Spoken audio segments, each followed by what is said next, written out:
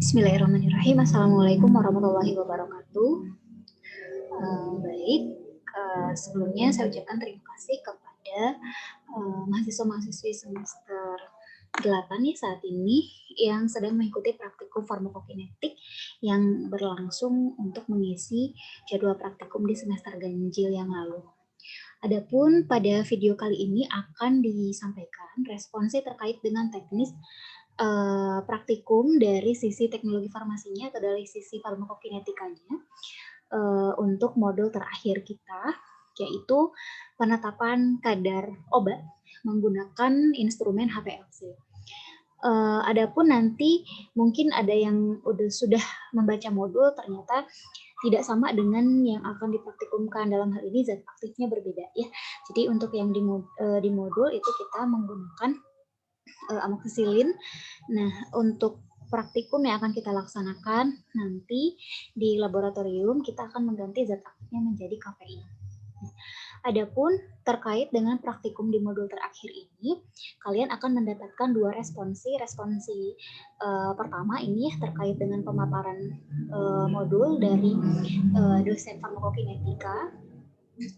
Sementara responsi satu lagi itu akan dilaksanakan biasanya langsung oleh Bapak Iqbal terkait dengan responsi mengenai instrumen HPLC-nya sendiri.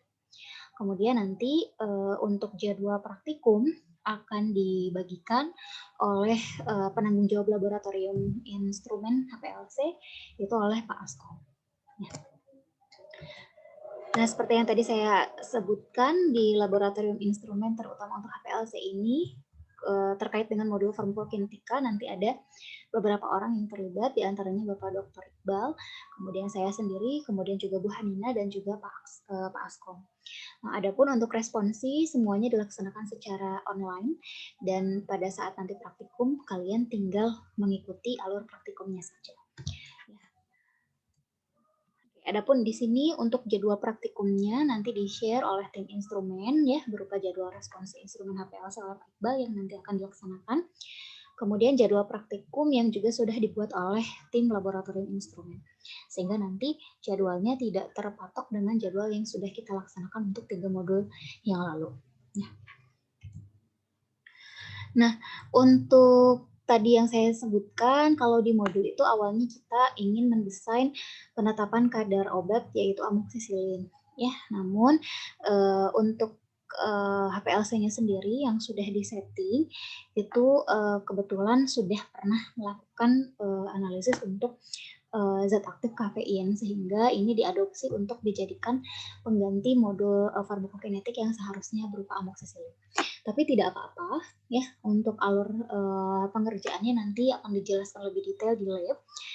Sementara untuk model farmakokinetikanya kita tetap akan menghitung model farmakokinetika untuk kafein ini. Ya. Nah, adapun nanti sampel yang dianalisis itu adalah berupa model sampel plasma yang diambil pada beberapa titik sampling selama 24 jam. Jadi sampelnya itu sebetulnya bukan sampel yang real gitu ya. Ada volunteer meminum atau mengkonsumsi kafein, kemudian sampel darahnya diambil, tidak seperti itu. Kita masih menggunakan pemodelan di mana sampelnya dibuat menggunakan kafein murni, seperti itu ya.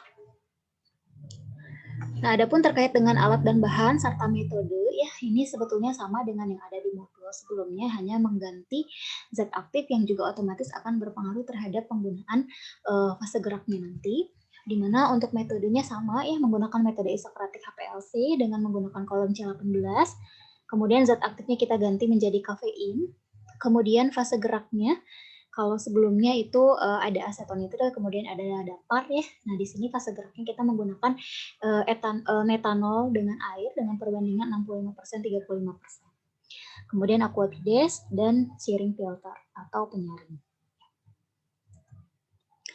Nah, sebetulnya kalau secara prosedur hampir mirip dengan prosedur-prosedur kita sebelumnya di mana penetapan kadar biasanya kita lakukan menggunakan spektrofotometri UV visible. Nah, untuk hal ini atau untuk praktikum kali ini yang berbeda adalah ya jelas instrumennya ya. Namun alurnya tetap sama di mana proses pertama ketika kita akan menentukan kadar sampel kita tetap harus memiliki yang namanya kurva kalibrasi. Nah, di sini nanti, pembuatan kurva kalibrasi untuk kafein prosesnya sama ya seperti, kurva kalibrasi kita yang lain misalnya paracetamol atau vitamin C gitu ya, di mana itu akan dilakukan seperti biasa dengan membuat larutan induk kafeinnya berapa ppm, kemudian diencerkan dengan konsentrasi yang akan dibuat untuk kurva kalibrasi itu di 4, ppm, 8 ppm, 12 ppm, 16 ppm, 20 ppm, dan 24 ppm. Nah, lalu apa yang berbeda kalau biasanya kita kenal dalam spektrofotometri UV visible itu adalah absorban. Kalau di HPLC biasanya nanti akan muncul namanya area. Nah, area ini yang masih ditanyakan yang nantinya akan terukur itu sama seperti absorban kalau di spektrofotometri UV visible. Nah, sehingga ketika nanti data area ini sudah lengkap, maka persamaan regresi bisa kita dapatkan seperti biasa ya, dengan memasukkan nilai konsentrasi ini sebagai sumbu X-nya dan nilai area ini sebagai sumbu Y-nya. Sehingga nanti kurang lebih misalnya didapatkan kurva kalibrasi seperti ini, kemudian kalian tuliskan persamaan regresinya seperti biasa, yaitu Y sama dengan BX plus A.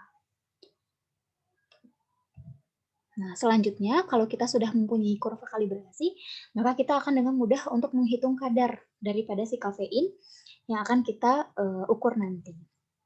Nah, adapun untuk pengukuran kadar sampel kafeinnya, nanti model sampel kafeinnya itu akan dibuat di mana sampling daripada kafeinnya itu dilakukan di jam ketiga, 4, 8, 10, 12, 18, dan 24. Mungkin nanti ini pembagiannya akan disampaikan di laboratorium ya. Jadi nanti yang memiliki sampel di jam ketiga, kemudian dipreparasi, kemudian nanti diukur menggunakan instrumen HPLC, maka nanti kalian akan mendapatkan data seperti kurva kalibrasi, yaitu data berupa area terlebih dahulu. Ya, atau kita sebut kalau di spektrovisible itu adalah absorban. Pun sampai dengan sampel di waktu ke-24. Ya, kalian akan mendapatkan areanya. Nah, lalu untuk mengukur kadarnya bagaimana? Nah, untuk mengukur kadar kembali lagi pada prinsip sebelum-sebelumnya ya, di mana perhitungan kadar ini dilakukan berdasarkan persamaan kurva kalibrasi yang tadi sudah didapatkan, di mana persamaan itu terdiri dari Y sama dengan BX plus A, di mana Y di sini itu sama dengan area, ya. Atau kalau di spektroivisible ini biasanya kita sebut Y-nya sebagai absorban. Sementara X-nya tetap dia sebagai kadar, B-nya sebagai nilai slope, dan A-nya sebagai nilai intercept. Ya, seperti biasa seperti itu. Maka kalau misalnya areanya sudah ada, slope dan interceptnya sudah ada dari persamaan kurva kalibrasi, maka kita bisa mendapatkan nilai X atau nilai kadar seperti itu ya. Oke, nah kemudian untuk tugas farmakokinetikanya, setelah nanti kalian mendapatkan data waktu sampling dan juga data kadar atau konsentrasi, maka kalian perlu melakukan perhitungan parameter farmakokinetik dari kafein itu sendiri. Nah, ini dilakukan seperti biasa ya. Jadi ketika kita melihat data berupa waktu dan konsentrasi, kemudian kafein ini dianggap atau kita buat dia merupakan model farmakokinetika satu kompartemen, maka nanti setelah nilai kadar ini diperoleh, kalian tinggal melanjutkan ke perhitungan parameter farmakokinetika seperti biasa.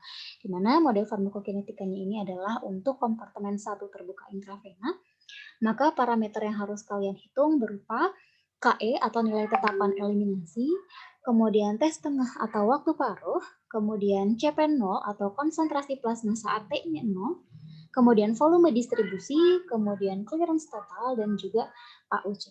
Ya, seperti itu. Nah, itu saja mungkin untuk responsnya secara teknis dan pemaparan untuk parameter farmakokinetik yang harus kalian lengkapi sampai di laporan akhir.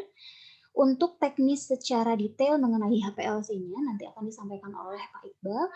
Kemudian teknis pengerjaan pada saat di laboratorium akan dilaksanakan oleh Pak Askom saat jadwal kalian masing-masing seperti itu ya. Terima kasih banyak atas perhatiannya. Saya ucapkan mohon maaf apabila ada kekurangan, terutama dalam penyampaian video dan juga kualitas video yang saya buat ini. Mudah-mudahan teknisnya bisa dimengerti dan data yang didapatkan pun bisa mendapatkan data yang baik ya, seperti itu. Terima kasih. Wassalamualaikum warahmatullahi wabarakatuh.